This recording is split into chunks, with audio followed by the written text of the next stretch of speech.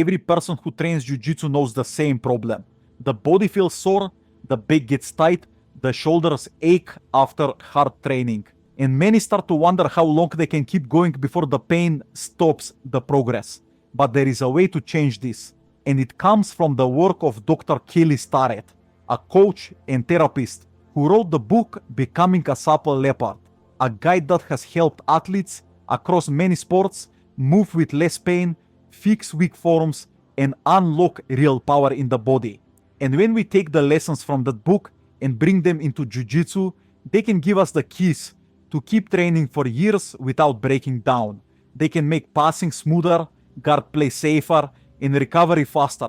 And they can even give us the calm mind that comes from knowing your body will hold up under pressure. In this study, you will learn how to brace your middle so you never lose breath under a heavy pin, how to open your hips so your guard does not close down from stiffness, how to make your shoulders steady so framing and grip fights do not turn into injury, and how to build daily habits that keep the body fresh and ready for the next session.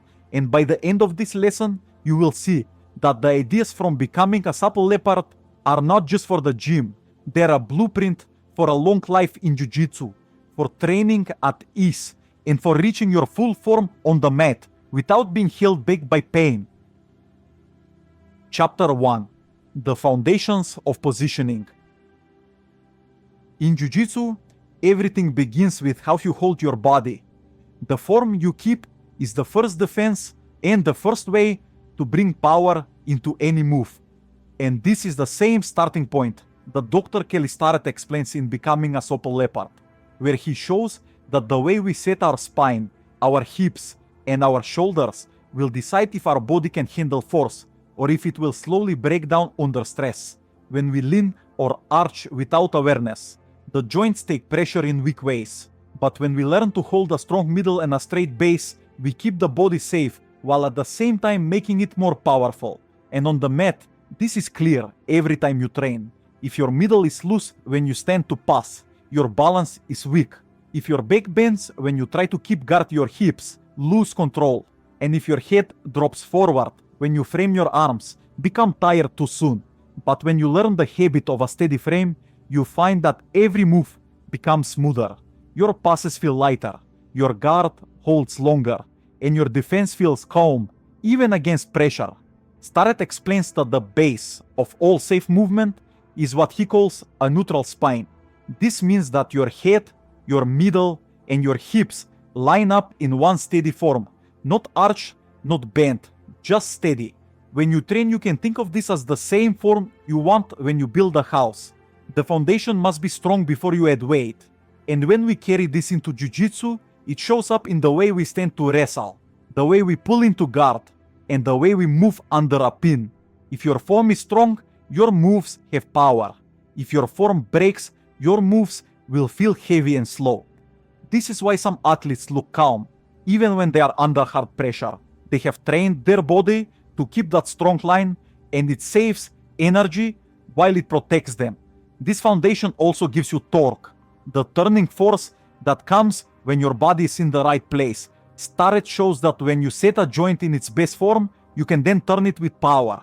But if it is already bent out of place, then turning only makes it weak. On the mat, this is clear when you pass with steady hips or sweep with a steady spine. The move works because the joints are safe. But when you try the same move with a bent back or a loose middle, it feels like pushing with no ground to stand on. And this is why he teaches athletes to build the habit of setting position before moving. In jiu-jitsu, we can see this every time we make grips, every time we frame, every time we drop our hips to stop a pass. The position comes first, and the move comes after. And once you see this pattern, you will begin to notice how many of your hard rounds were not lost to skill, but to broken form. So the lesson of this first chapter is simple but deep. When you train jiu-jitsu, you are not just learning moves. You are learning how to place your body so that those moves can work with less effort and less risk.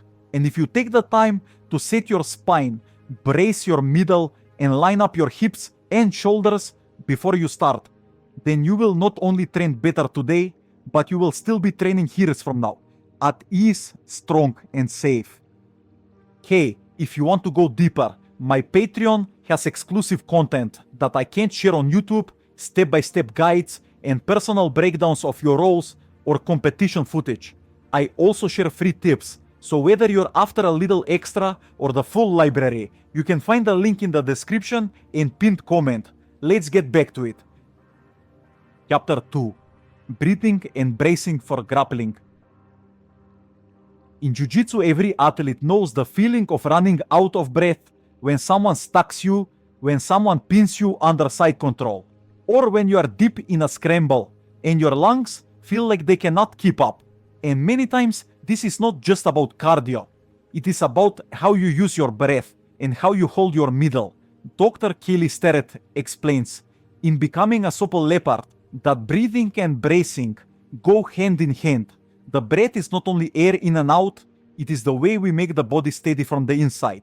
And when you learn to use a deep belly breath to fill your middle and set a strong brace, you protect your spine, you protect your ribs, and you give yourself power that lasts longer in training.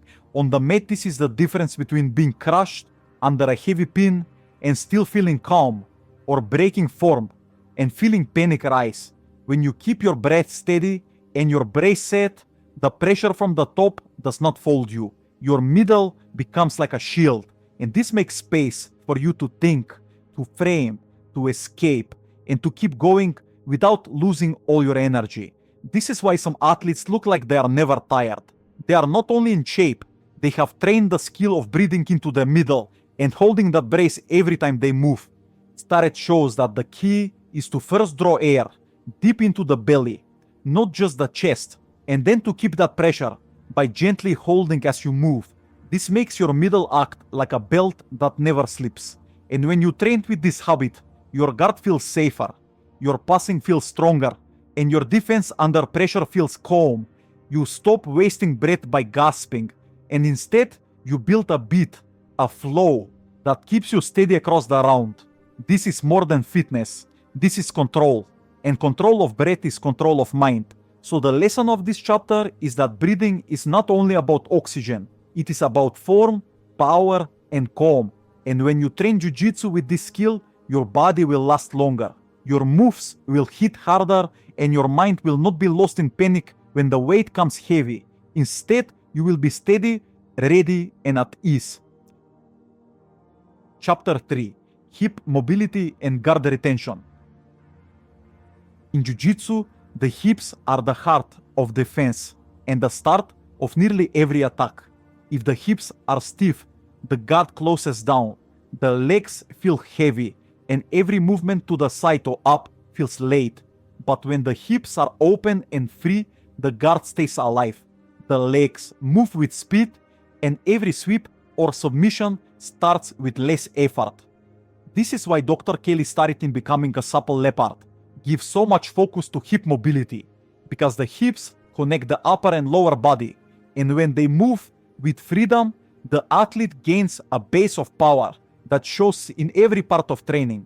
And this is also clear in passing, when the athlete with free hips can step wide, drop weight, and cut across the guard without being stuck. Hip mobility is not only about being at ease in movement, it is about creating choices. The more your hips can open, the more ways you have to defend and to attack. Starrett explains that when hips stay locked from sitting or from lack of movement, the body starts to steal motion from weak joints like the lower back or the knees. And this is why so many athletes feel sore in those areas. The hips are not doing their job. But when you restore motion to the hips, you protect the spine and the knees at the same time. In training, this means you can invert without pain, and you can recover guard again and again without feeling slow. This is the hidden strength of supple hips. They keep your guard alive. So the lesson of this chapter is that hip mobility is not a side note. It is a main key in guard play, passing, and defense. And when you give time to opening your hips, you are not only making your moves smoother, you are keeping your back safe, your knees safe, and your training lifelong. The hips are the hinge of Jiu-Jitsu, and the more free they are, the more your game will stay open. Chapter 4. Shoulder Function and Grip Fighting. In Jiu-Jitsu, the shoulders are the frame that guard the neck, the arms that reach for grips, and the base that lets us push and pull against force. But they are also one of the most common spots to feel pain. Many athletes know the sharp ache that comes from a hard kimura, the strain after a long collar tie, or the slow wear that builds up after months of framing on the mat. Starrett explains that the shoulder must sit in a steady form, what he calls a steady form, where the ball of the joint stays safe in its socket. When the shoulder drifts forward or up, it loses strength and starts to strain. But when it sits steady, it becomes powerful and safe at the same time. On the mat, this is why some athletes frame with arms that never tire. Their shoulders are in place and the load goes into strong muscles, while others frame with arms that burn and shake because the joint is rolled forward and weak. The same idea shows in grip fighting. If the shoulder sits steady, the pull on a sleeve or a wrist feels firm and hard to break. But if the shoulder is loose, the grip slips with ease. So shoulder form is not just about health, it is about control and strength in the fight for grips and frames that shape the round. Starrett shows that one way to keep the shoulder steady is to set the shoulder back and down while keeping the chest open. This locks the joint in a safe form and lets the arm move with strength. And in training, this is the same habit you want when you post an arm to stop a sweep, when you dig for an underhook, or when you push against a collar. If the shoulder is steady, your move has power. If the shoulder is loose, you put stress on weak spots and the move fades fast. This is why smart athletes take time to warm the shoulders, to open the chest, and to make sure that the frame is ready before the round begins. So the lesson of this chapter is that the shoulders are more than arms that move. They are the frame that guards the body and the tools that give control in grips. And when you keep them steady and strong, you not only avoid the pain that ends training for so many, you also gain the power to frame longer, to grip harder, and to make every move on the mat safer and sharper. Chapter 5. The knees and ankles of a Jiu-Jitsu athlete. In Jiu-Jitsu, the knees and ankles are put under more stress than almost any other part of the body. They twist in leg locks, they bend in guard work, they carry the load of every shot, every sprawl, and every stand up from the mat. Many athletes know the pop of a heel hook gone too far, the sharp pain of a knee that does not track right, or the ache in the ankles after long hours of guard play.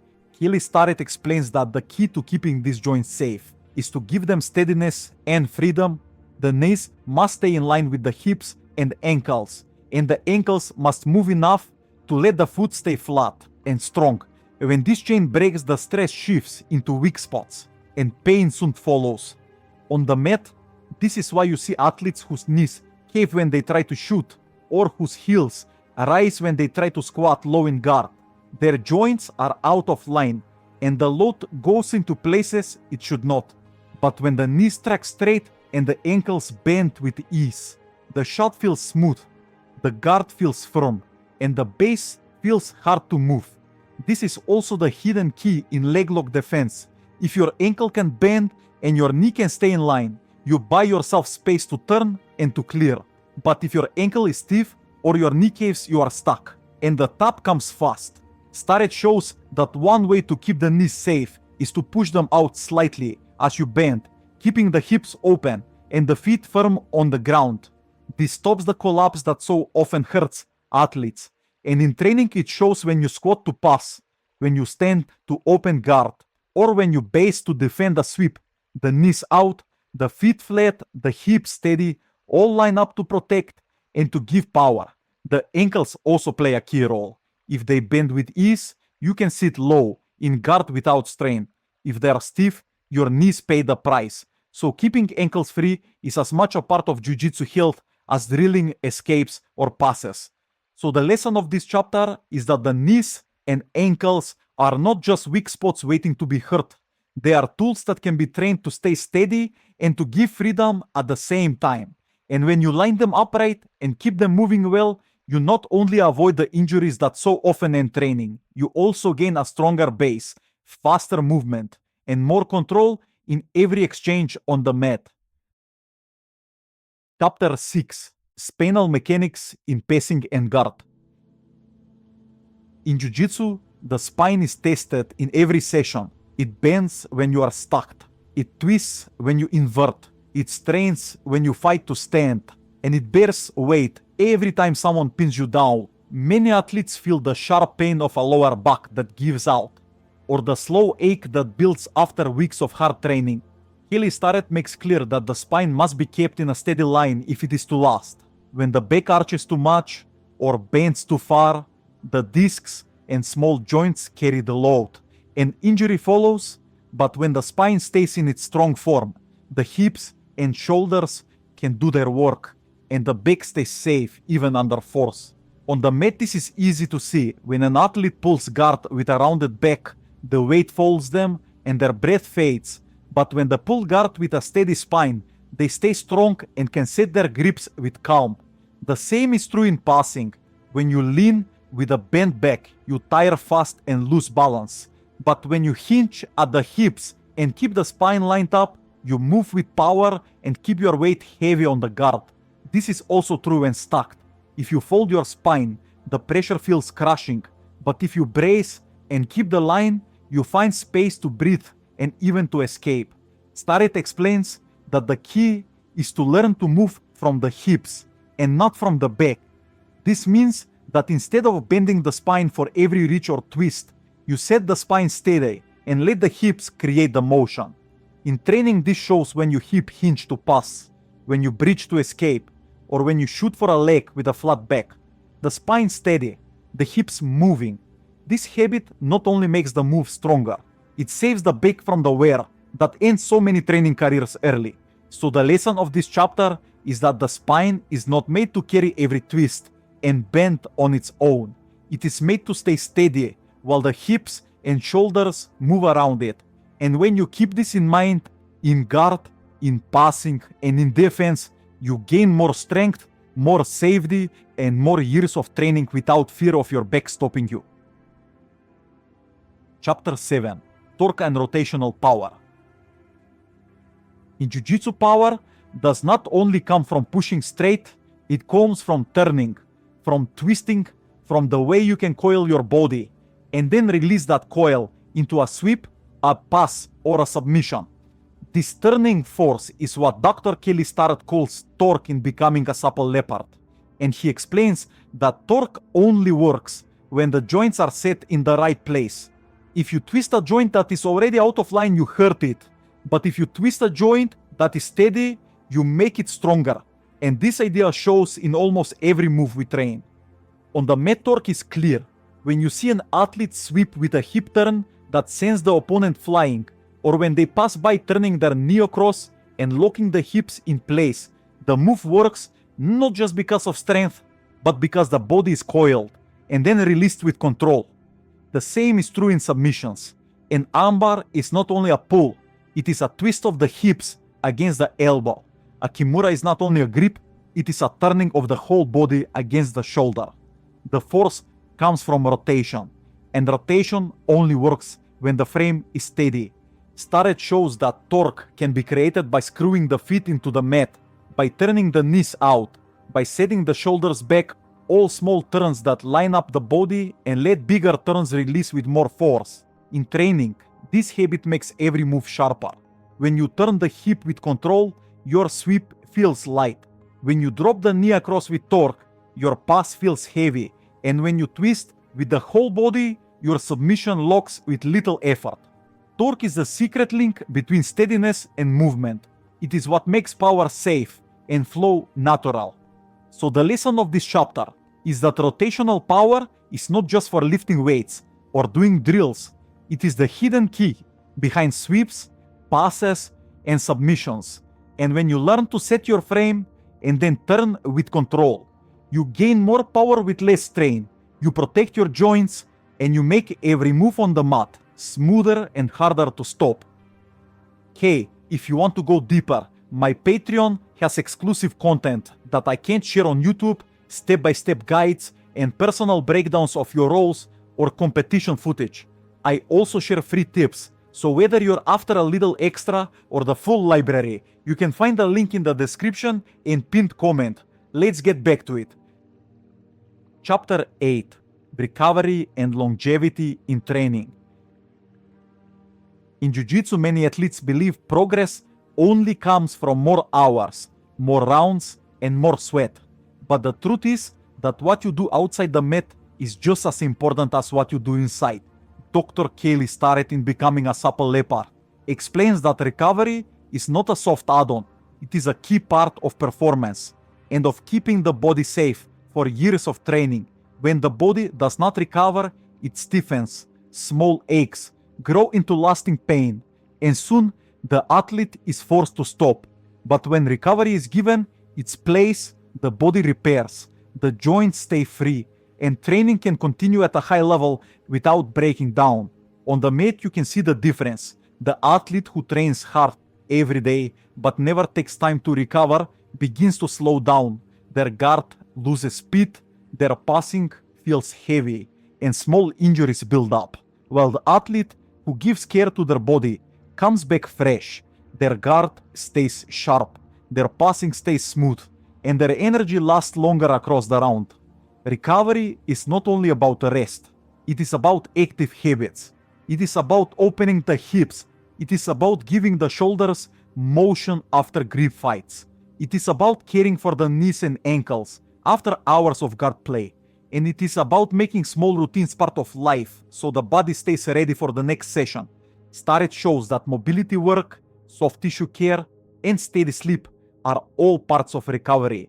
And when these are done often, the body does not only heal, it adapts and comes back stronger. In training, this means that the athlete who trains hard today is not broken tomorrow. They come back at ease and ready to go again. And over months and years, this is the difference between those who fade and those who keep training into middle age and beyond, still sharp, still at ease, still enjoying the art. So the lesson of this chapter is that recovery is not a break from progress. It is part of progress. And when you build habits of care for the body, you not only make each session better, you build a life in Jiu-Jitsu that lasts, where training does not stop from pain, but keeps going with energy, strength, and joy. Chapter 9: Injury Proofing the Athlete. In Jiu-Jitsu, injuries are the shadow that follow every athlete. The sore shoulder after a Kimura fight, the swollen knee after a hard twist, the aching ribs after a scramble, and the stiff fingers from endless grip battles. Many athletes accept this as normal, but Dr. Kelly Starrett, in Becoming a Supple Leopard, explains that most injuries come not from bad luck, but from weak positions and poor habits that stack up over time. And if you learn to move and to set your body in the right ways, you can lower the risk of injury while still training at full speed. On the mat, this is easy to see. The athlete who lets the knees cave in while passing often feels pain in the joint. The athlete who pulls guard with a rounded back often feels strain in the spine. The athlete who frames with loose shoulders often ends with aches that do not fade. But when you correct these forms, when the knees track straight, when the spine stays steady, when the shoulders are set, the same moves no longer hurt. They become smooth, safe, and repeatable across the years. This is the hidden side of skill, not only doing the move, but doing it in a way that keeps the body safe. Starrett teaches that athletes must treat their joints like a long-term plan, not like parts that can be replaced. And this means daily care, setting good form, and avoiding habits that wear the body down. In Jiu-Jitsu, this could be as simple as learning to fall with control to save the ribs, learning to tap early to save the joints, or learning to brace the middle before lifting to save the back. These are not small details. They are the foundation of staying on the mat year after year. So the lesson of this chapter is that injury proofing is not about luck. It is about awareness and habit. And when you train with the aim to protect as well as to perform, you do not only stay safe, you also progress faster. Because every day you are on the mat without pain is another day of skill gained. And over time, this is what builds the complete athlete. Is strong, steady, and lasting. Chapter 10. Becoming supple on the mats. In Jiu-Jitsu we often chase more techniques, more drills, and more rounds. But the truth is that all of this depends on the body you bring onto the mat. And if that body is stiff, weak in form, or worn down by pain, then no amount of new knowledge will make the training last. Starrett shows that the true base of performance is movement quality, the way you set your spine, your hips, your shoulders, your knees, and how you breathe and recover. And when we bring this wisdom into Jiu-Jitsu, it becomes clear that the supple athlete is not the one who only knows many moves. It is the one who can keep training with power and at ease for years without breaking down. On the mat, this truth shows up in quiet ways. The athlete who is never out for months with injury. The one who can train daily without the body failing. The one who grows sharper over time while others fade. This is not luck. This is not chance. This is the reward of moving with awareness and giving the body care. The supple athlete is the one who sees training not as a sprint, but as a way with no end, where every day on the mat is another step toward mastery. So the lesson of this final chapter is that becoming supple is not about being more flexible than others, or about chasing flashy motions. It is about building a body that can serve you in every guard, every pass, every grip, and every escape. It is about creating a frame that is safe, strong, and ready, so that your love for Jiu-Jitsu does not have to end before its time. When you see training this way, you no longer fear the years ahead. You welcome them, because you know your body will carry you. Reflective conclusion. The journey across these lessons is not only about learning moves or avoiding pain. It is about changing the way you see training itself. Many athletes enter Jiu-Jitsu with fire, but leave too soon because the body fails. But the knowledge from becoming a Supple Leopard shows us that this fate is not fixed. With awareness and steady habits, we can build a body that holds up, a body that allows us to keep training into our 30s, 40s, 50s, and beyond, still sharp, still strong, still at ease. The true gift of these ideas is not only better passing or smoother guard, it is freedom. Freedom to enjoy the art without fear that pain will stop you. Freedom to train today and still train tomorrow. Freedom to chase mastery across a lifetime. Think of how many athletes you have seen who were once strong but are now gone from the mat. Their story ended not because they lost passion, but because their body could not follow. Now imagine yourself years from now, still walking into the gym, still tying the belt, still shaking hands, and starting rounds with a calm smile. This is what it means to become supple. To build not only skill, but the frame that holds it. To give yourself not just days or months, but a whole life of training. And so, as we close, remember that every time you step on the mat, you are not only training moves, you are training the way your body will carry you into the future. Every guard you play, every pass you try, every escape you fight past is a chance to set better form, to breathe with control, to use the hips, the shoulders, the knees, and the spine as they are meant to move, and to give care after so the body recovers. The choice is always there, to train with pain or to train with freedom, to burn out or to last. And if you take these lessons into your life, then by the end you will see that the way of Jiu-Jitsu is not short, it is wide, open, and ready for you to walk across for as long as you wish.